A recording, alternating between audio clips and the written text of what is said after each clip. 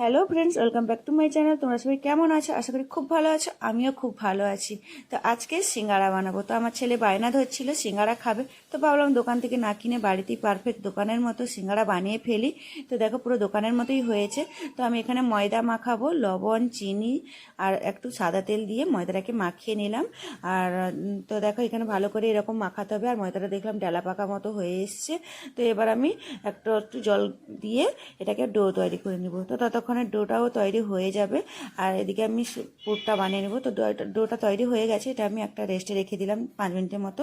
এদিকে গোটা জিরে, আদা আর দিয়েছি কাঁচা কুচনো লঙ্কা দিয়ে এটাকে মশলা পুরটা বানাচ্ছি। এবার এখানে আলু, গাজর আর নিয়েছি বিট। আরও অনেক সবজিও দেওয়া যেতে পারে, শীতের সবজি যেহেতু। তো আমি দিলাম। এবার নুন স্বাদ মতো দিয়ে হলুদ গুঁড়ো দিয়ে এটাকে নাড়াচাড়া করে কিছুক্ষণ ঢাকা দিয়ে রেখে দিব। ততক্ষণে আলু, গাজর আর বিটটাও সেদ্ধ হয়ে যাবে। তো দেখো সেদ্ধ হয়ে এসছে প্রায়। এবার এটাকে আরও আবার ভালো করে নাড়াচাড়া করে নিব। তো নাড়াচাড়া করে এর উপরে দিয়ে দিলাম চিলি ফ্লেক্স, জিরে গুঁড়ো, স্বাদ মতো চিনি।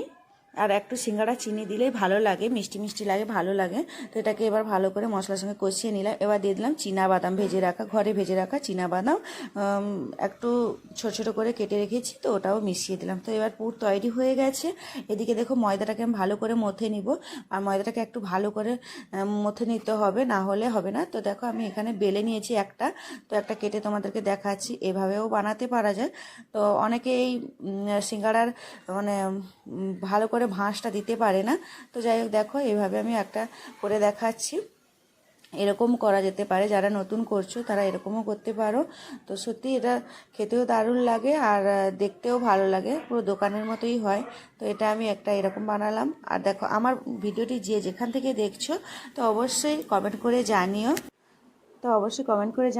আর আমার চ্যানেলে নতুন বন্ধু হয়ে থাকে চ্যানেলটিকে সাবস্ক্রাইব করো ইউটিউব থেকে দেখলে, আর ফেসবুক পেজ থেকে দেখলে পেজটিকে ফলো করো। তো আবারও একটা সেমভাবে লম্বা করে বেলে নিয়ে মাঝখানে কেটে নিয়েছি। তো আমি আগে কেটে নিয়েছি, এবার একটা মুড়ে দেখাচ্ছি। দেখো এভাবে মুড়ে, তো এটা ঠোকার মতো একটা মানে মুড়ে নিতে হবে। এবার মুড়ে নিয়েছি, এর মধ্যে আমি দিয়ে দিলাম পুর।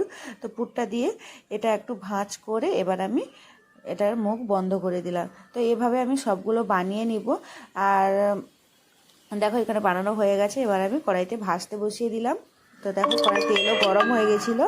তো কড়াই তেল গরম হয়ে গেছে, এবার একে একে আমি দিয়ে দিয়েছি। আর এটা লো হিটে ভাজতে হবে, একদম বেশি আঁচে ভাজলে হবে না, উপরটা পুড়ে যাবে, ভেতরটা কাঁচা থেকে যাবে। তো আমি লো আঁচেই ভাজছি। তো দেখো তো এবার সিঙ্গাড়াগুলো রেডি হয়ে গেছে। তো আজকে ভিডিওটি ভালো লাগলে লাইক করো। তো দেখা হচ্ছে নেক্সট ভিডিওতে। সবাই খুব ভালো থেকো, সুস্থ থেকো। টাটা, বাই বাই, শুভ সন্ধ্যা সবাইকে।